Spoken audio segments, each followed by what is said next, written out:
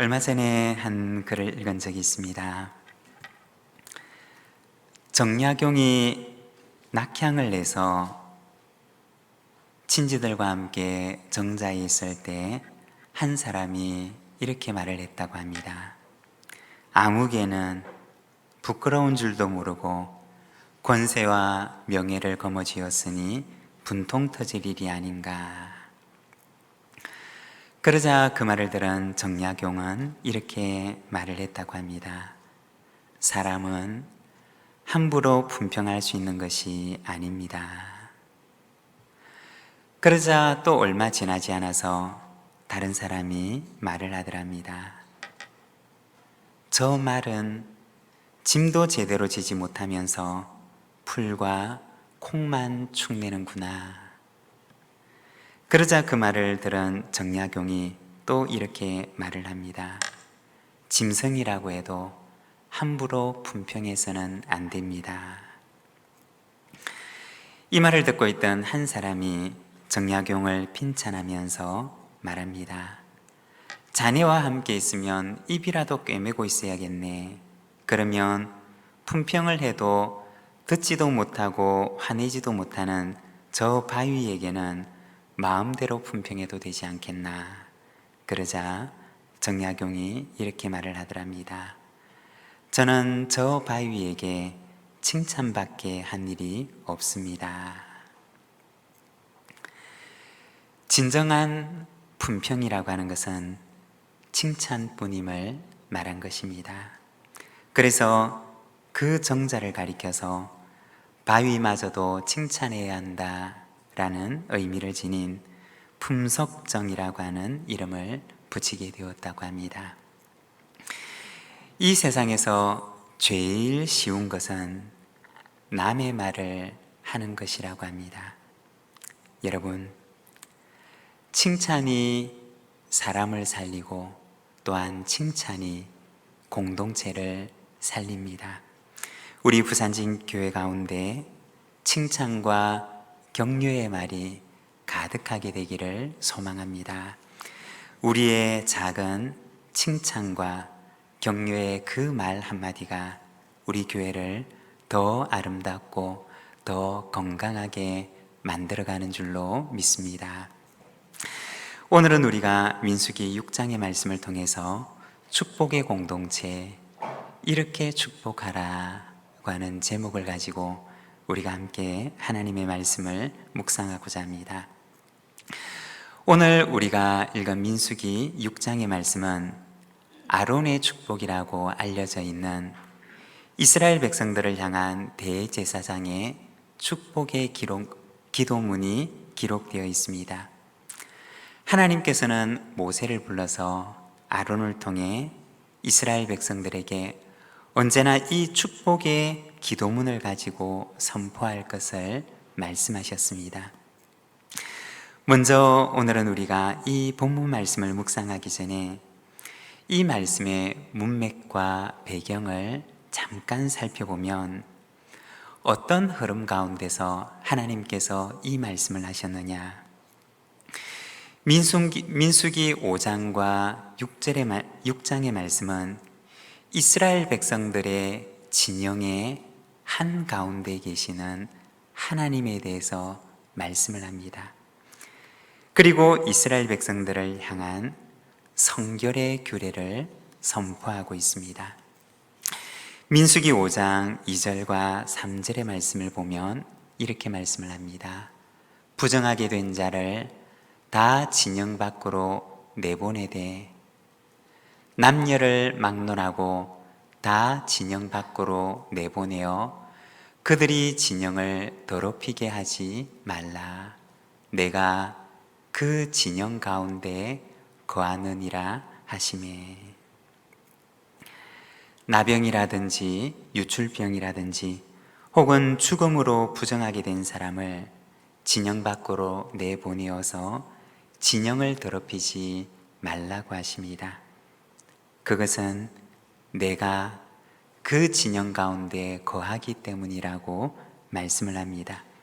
그리고 이어지는 민수기 5장과 6장의 말씀을 보게 되면 이웃과의 관계에서 이웃과의 관계를 손상케 하는 죄를 지었을 경우에 대해서, 그리고 혹은 부부간의 신의를 깨뜨리는 죄를 지었을 경우에, 그리고 나실인으로 하나님 앞에 자신을 드리기로 서원을 하였을 경우에 어떻게 자신을 성결하게 해야 하는가에 대해서 말씀을 하십니다.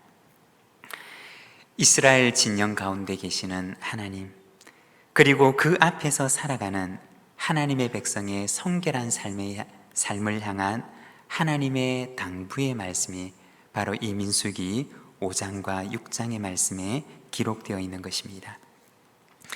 이러한 성결에 대한 하나님의 당부의 말씀을 마무리 지으면서 오늘 우리가 읽고 있는 이 본문 말씀이 등장하는데, 하나님 앞에서 성결한 삶을 살아가는 이스라엘 백성을 향하여 너는 이렇게 축복하라고 말씀하시는 것입니다. 다시 말해서 하나님께서 오늘 아론에게 당부하고 계시는 이 축복의 기도는 성결한 하나님의 백성을 향한 축복이라고 하는 것입니다.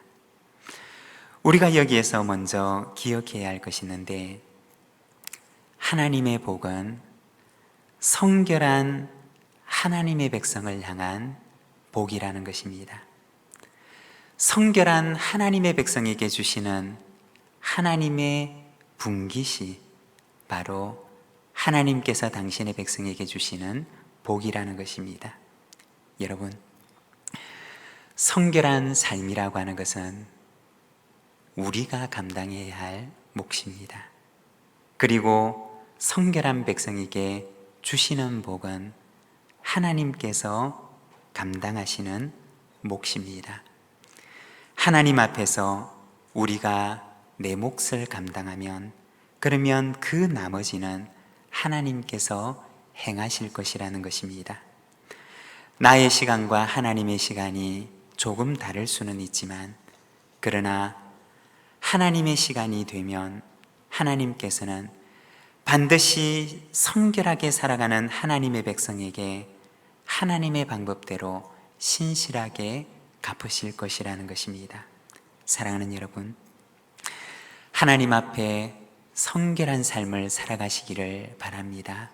그리하면 하나님께서 성결한 하나님의 백성에게 예비하신 은혜와 복을 한량없이 허락해 주실 줄로 믿습니다. 오늘은 우리가 민수기 6장 이 아론의 축복을 통해서 하나님께서는 성결한 삶을 살아가는 하나님의 백성에게 어떤 복을 주시기를 원하시는지 우리가 잠깐 이 말씀을 함께 묵상하고자 합니다. 하나님께서는 아론을 통해서 이스라엘 백성들에게 주실 하나님의 복이 어떤 것이라고 말씀을 하고 있을까요? 먼저 첫 번째는 하나님의 성품에서 흘러나오는 복입니다. 22절에서 26절까지 말씀을 우리가 자막을 보면서 함께 봉독하겠습니다. 여호와께서 모세에게 말씀하여 이르시되 아론과 그의 아들들에게 말하여 이르기를 너희는 이스라엘 자손을 위하여 이렇게 축복하여 이르되 여호와는 내게 복을 주시고 너를 지키시기를 원하며 여호와는 그의 얼굴을 내게 비추사 은혜 베푸시기를 원하며 여호와는 그 얼굴을 내게로 향하여 드사 평강 주시기를 원하노라 할지니라 하라.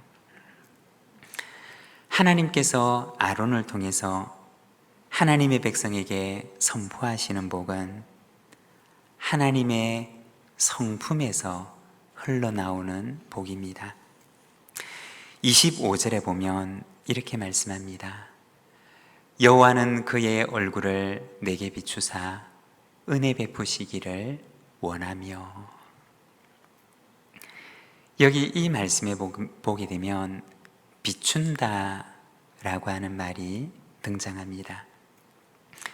하나님의 얼굴을 하나님의 백성에게 비추신다라고 하는 말씀입니다. 이 말씀은 마치 하나님께서 창조하신 햇빛이 온 피조 세계를 둘러 비추는 것처럼 하나님의 은혜로우신 성품에서 나오는 빛이 온 하나님의 백성을 향해서 환하게 비추고 계심을 말하는 것입니다. 저는 군 복무 시절에 근무를 했던 부서의 특성상 3교대 근무를 했던 적이 있습니다. 아침 9시부터 근무를 시작하는 때가 있었고, 그리고 저녁 6시부터 근무를 시작하는 때가 있었습니다. 그리고 또 새벽 2시부터 근무를 시작해야 하는 때가 있었습니다. 새벽 2시부터 근무를 시작하게 되면 낮에는 자유롭게 시간을 보낼 수가 있어서 처음에는 그것도 재미가 있고 또 편하다고 생각을 했었습니다. 그런데 근무 기간이 길어지고 새벽 근무가 2달씩, 3달씩 이어지게 되면서 사람이 해를 보며 살아가는 것이 얼마나 큰 기쁨인가 라고 하는 것을 생각했던 적이 있습니다. 해가 뜨면은 잠을 청해야 하고 해가 지면은 일어나서 활동을 해야 하는 시간이 길어지다 보니 근무를 마칠 때 즈음에 해가 떠오르는 모습을 보면서 태양을 보는 기쁨을 느꼈던 적이 있습니다. 여러분, 우리는 매일같이 우리의 평생에 한 번도 어김없이 떠오르는 태양과 그리고 햇빛을 보는 기쁨을 하나님께로부터 선물로 받습니다. 만일에 어느 날부터 햇빛을 선물로 받는 날이 멈추어지고 돈을 주고 햇빛을 사야만 한다든지 특별한 누군가에게만 이 햇빛이 허락된다고 한다면 과연 어떨까요?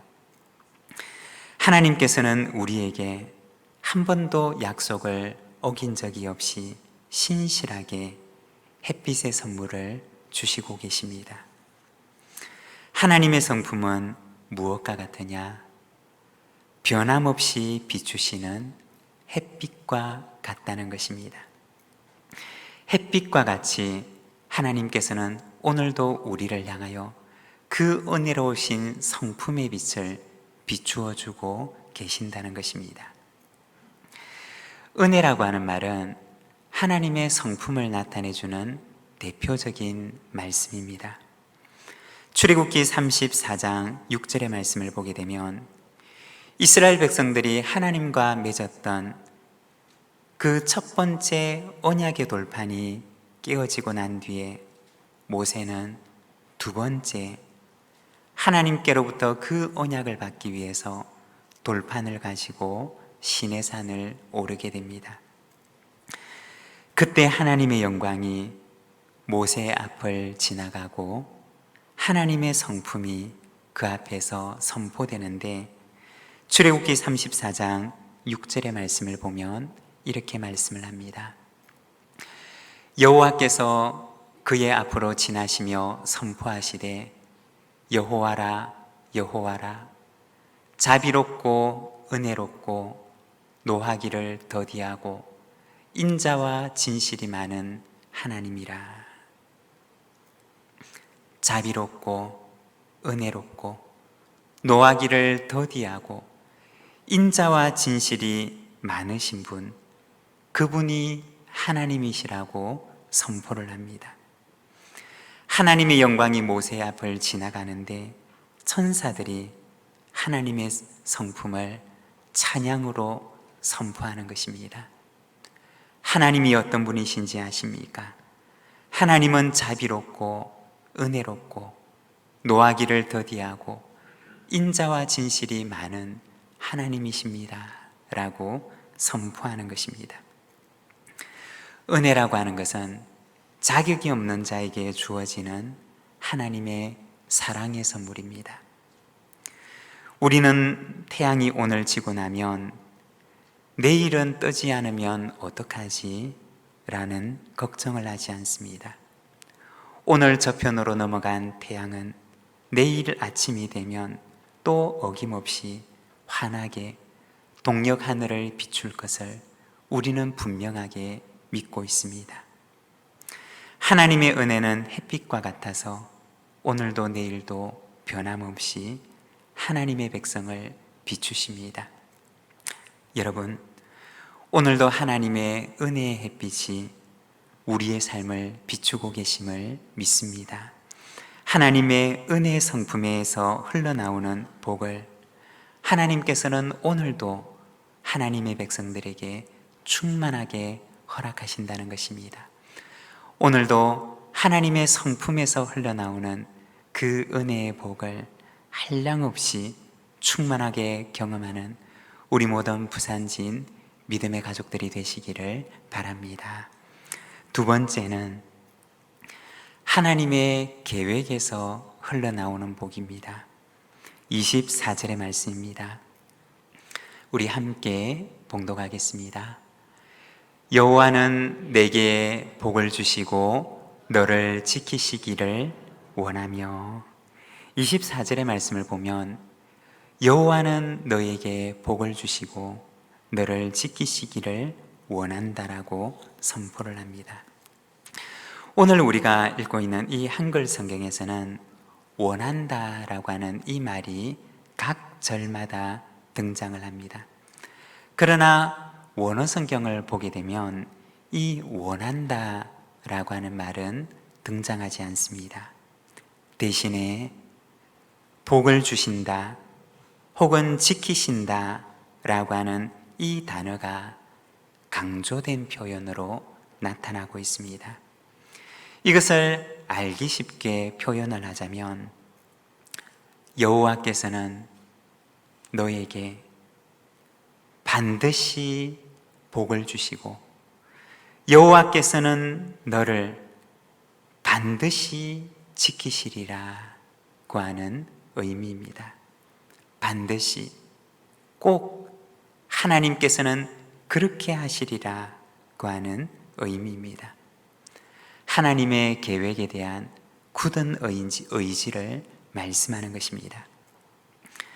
여러분, 창세기 1장의 말씀을 보게 되면 하나님께서 세상을 창조하시고 난 뒤에 피조세계를 향하여 처음으로 하셨던 사역이 무엇인지 아십니까? 그것은 바로 복을 주셨던 일입니다.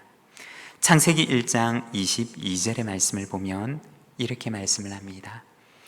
하나님이 그들에게 복을 주시며 이르시되 생육하고 번성하여 여러 바닷물에 충만하라 새들도 땅에 번성하라 하시니라.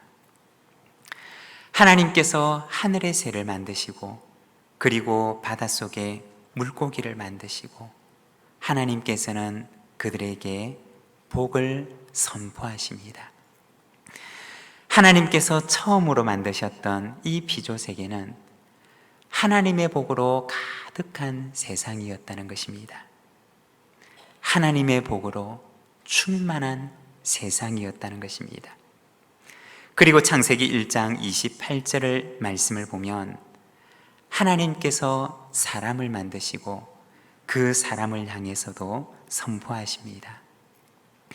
하나님이 그들에게 복을 주시며 하나님이 그들에게 이르시되 생육하고 번성하여 땅에 충만하라 땅을 정복하라 바다의 물고기와 하늘의 새와 땅에 움직이는 모든 생물을 다스리라 하시니라. 여러분, 이 복이라고 하는 것은 하나님의 백성을 향한 하나님의 계획이라는 것입니다. 하나님께서는 이 충만한 복을 하나님의 백성이 누리며 살아가기를 원하셨다는 것입니다. 하나님의 백성이 하나님께서 주셨던 그 충만한 복을 누리며 살아가는 것, 그것이 바로 하나님의 마음속에 있는 계획이었다는 것입니다. 그런데 왜 이 복을 누리며 살아가지를 못하느냐? 그것은 하나님의 백성으로 성결하게 살아가지를 못하기 때문인 것입니다. 민수기 6장의 말씀은 바로 성결한 하나님의 백성에게 선포되는 하나님의 복입니다.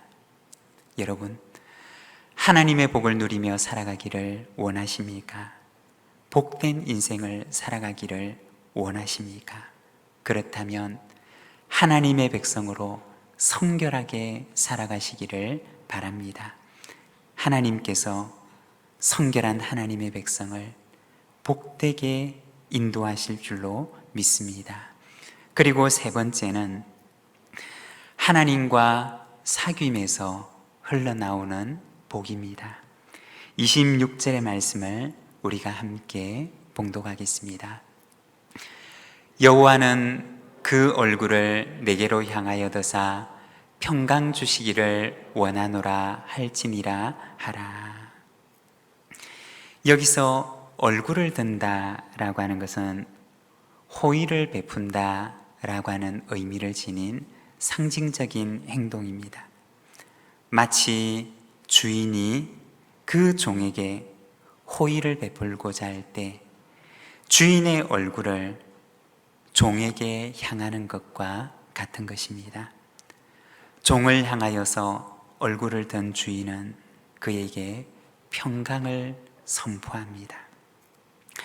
여기서 평강이라고 하는 말은 아주 잘 알려진 단어인데 바로 샬롬이라고 하는 말입니다.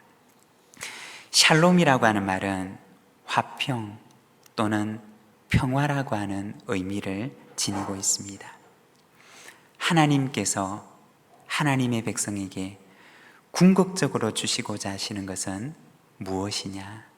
그것은 바로 샬롬이라는 것입니다. 샬롬이라고 하는 것은 깨어지지 않은 관계를 의미하는 말입니다. 그리고 설사 깨어졌다 하더라도 이제는 다시 온전하게 회복된 회복의 관계를 말하는 것입니다. 누구와의 관계를 말하는 것이냐? 첫 번째는 하나님과의 관계를 말하는 것이고, 그리고 한 걸음 더 나아가서는 이웃과의 관계를 말하는 것입니다.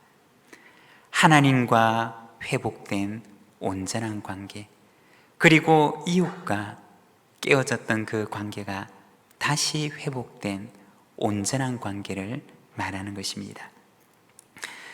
저는 시간이 지나가면서 제 마음속에 더 분명해지고 더 선명해지는 것이 한 가지가 있습니다. 이 세상에서 제일 큰 복은 무엇일까요? 우리가 이 세상을 살아가면서 가장 크게 누릴 수 있는 복은 무엇일까요? 제 마음속에는 시간이 지나면 지날수록 더 분명하게 떠오르는 한 가지가 있는데, 그것은 바로 하나님과 샬롬을 이루며 살아가는 것, 그리고 이웃과 샬롬을 이루며 살아가는 것입니다.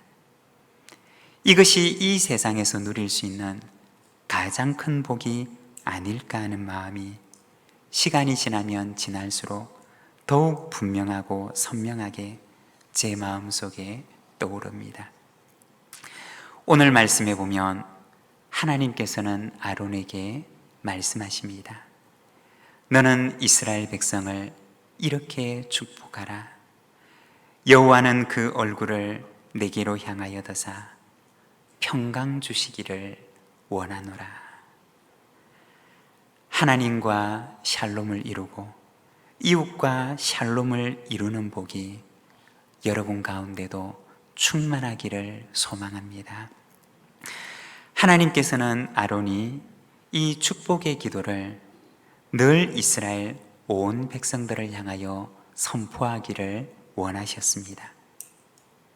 교회는 축복의 공동체입니다. 서로를 향하여서 하나님의 복을 선포하고 하나님의 복에 합당한 삶을 살도록 서로를 격려하고 서로를 붙들어주는 공동체가 바로 교회라는 것입니다. 사랑하는 여러분, 이와 같은 축복이, 이와 같은 격려가 우리 가운데도 충만한 우리 부산진 믿음의 공동체가 되기를 소망합니다. 우리가 말씀을 마치면서 이렇게 한번 축복하기를 원합니다. 여호와는 여러분에게 복을 주시기를 원하며 여러분을 지키시기를 원하십니다. 우리 같이 한번 하도록 하겠습니다. 여호와는 여러분에게 복을 주시기를 원하며 여러분을 지키시기를 원하십니다. 우리 다시 한번 하겠습니다. 여호와는 햇빛 같은 그의 얼굴을 여러분에게 비추어 은혜 베푸시기를 원합니다. 우리 같이 한번 하겠습니다. 여호와는 햇빛 같은 그의 얼굴을 여러분에게 비추어 은혜 베푸시기를 원하십니다. 그리고 제가 하겠습니다. 여호와는 그 얼굴을 여러분에게 향하여 드사 하나님과 샬롬을 이루고 이웃과 샬롬을 이루기를 원하십니다. 함께 하겠습니다. 여호와는 그의 얼굴을 여러분에게 향하여 드사 하나님과 샬롬을 이루고 이웃과 샬롬을 이루기를 원하십니다. 여러분, 이러한 말로 서로를 축복하는 축복의 사람으로 살아가시기를 바랍니다. 27절의 말씀을 우리가 함께 봉독하겠습니다. 그들은 이같이 내 이름으로 이스라엘 자손에게 축복할지니 내가 그들에게 복을 주리라. 아멘. 오늘 우리에게 주신 말씀을 생각하며 우리 함께 기도하기를 원합니다. 하나님께서는 오늘도 우리에게 복을 주시기를 원하십니다. 우리를 지키시기를 원하시며 그 은혜의 햇빛을 우리에게 비추시기를 원하시고 그리고 우리를 향하여 평강 주시기를 원하십니다. 오늘 우리에게 주신 말씀을 굳건하게 붙들고 하나님의 그 은혜 가운데, 하나님의 그 복 가운데 거하는 하나님의 백성으로 살아가게 하소서. 우리 시간 함께 기도드리겠습니다.